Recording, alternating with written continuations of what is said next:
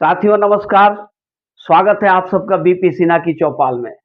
मित्रों, हाथी बहुत बड़ा होता है, बहुत विशाल होता है, बहुत ताकतवर होता है, लेकिन जब उसकी सूंड में एक छोटी-सी चींटी घुस जाती है, तो वो बेबस हो जाता है, बेदम हो जाता है सूंड पटकते-पटकते, पर चींटी को वो भगा नहीं पाता।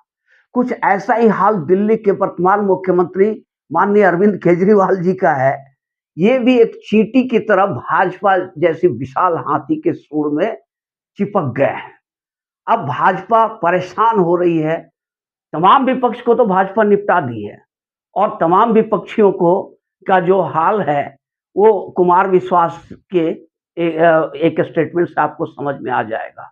कुमार विश्वास साहब से किसी ने पूछा, एक पत्रकार ने पूछा कि कैसे विपक्ष के नेता हैं जो मोदी का विरोध करते-करते राष्ट्र का विरोध करने लगते हैं। तो कुमार विश्वास ने कहा, हँसकर जवाब दिया कि मोदी जी जानते हैं, बहुत चालाक किस्म के इंसान हैं मोदी जी, बहुत बड़े पॉलिटिशियन हैं, बहुत बड़े डिप्लोमेट हैं। उन्हें पता है कि ये सब लोग मूर्ख हैं और इन्हें खींच करके वो अपने पिच पर ला करके ही खिलाएँगे और ये लोग उनके ही पिच पर आकर खेलने लगते हैं। पर केजरीवाल इन सब से बिल्कुल अलग हैं।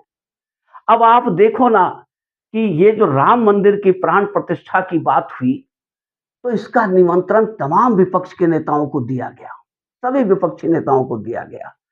चाहे वो कांग्रेस हो, सपा हो, बसपा हो, तृणमूल हो, आम आदमी पार्टी हो, सबको दिया गया। अब ये तो ज़ाहिर-सी बात है कि फंक्शन तो भाजपा का ही था।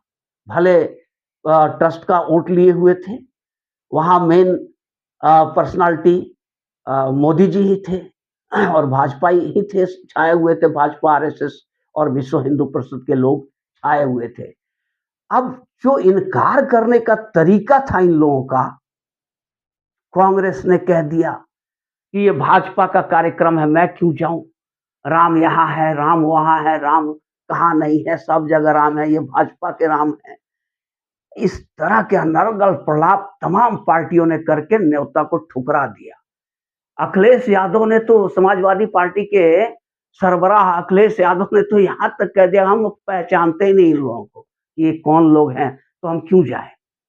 तो इस तरह की जो हरकतें विपक्ष ने करी, तो मोदी भी यही चाहते थे और भाजपा भी यही चाहती थी कि ऐसा ही हरकत हो। इनको न्योता भिजवाने में भी मोदी का ही हाथ था। 100% मैं समझ सकता हूँ, आप भी समझ सकते हो।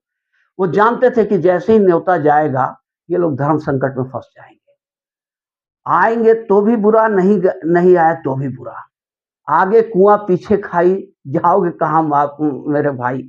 ऐसा ही चक्रव्यूह की रचना कर दिया मोदी जी ने और इसमें ये सारे विपक्ष के नेता फँस गए। और ये जो उलूल-जुलूल बयान दिया इन्होंने, जो उटपटांग बयानबाजी करा, इससे जनता के अंदर में एक मैसेज गया कि ये सब लोग सिर्फ मुस्लिम तुष्टिकरण में ही लगे हुए हैं, मुसलमानों के ही नेता हैं ये लोग।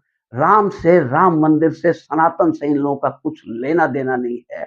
और मोदी जी ने इन्हें साबित कर दिया कि ये लोग सब सनातन विरोधी हैं, सब राम विरोधी हैं।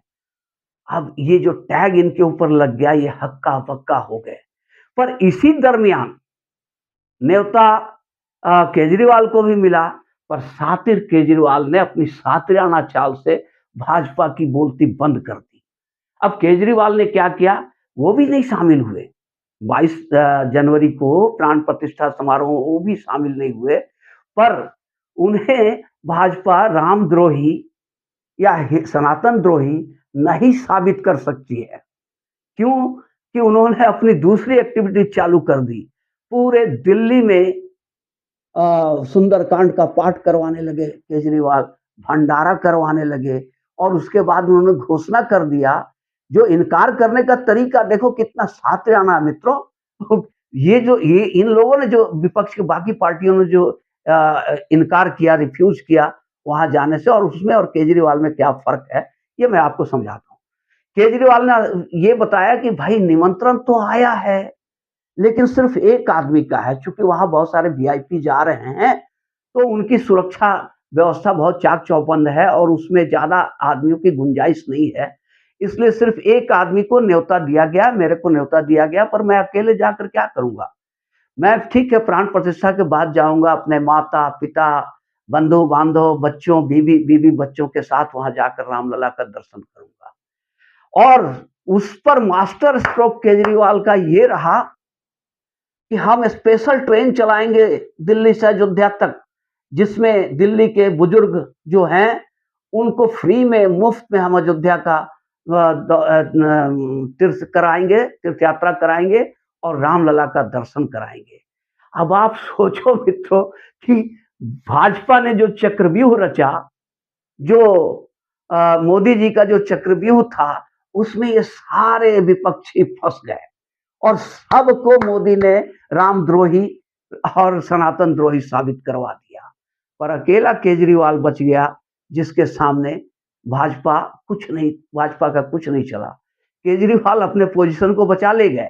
वो 22 जनवरी के कार्यक्रम में भी शामिल नहीं हुए, पर कोई उन पर सनातन विरोधी, राम विरोधी का ठप्पा भी नहीं लगा सका।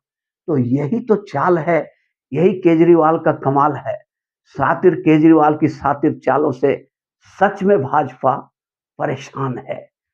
तो मित्रों, अगर ये वीडियो आप लोग को अच्छी लगी हो तो इसे एक लाइक और चैनल को सब्सक्राइब कर दें।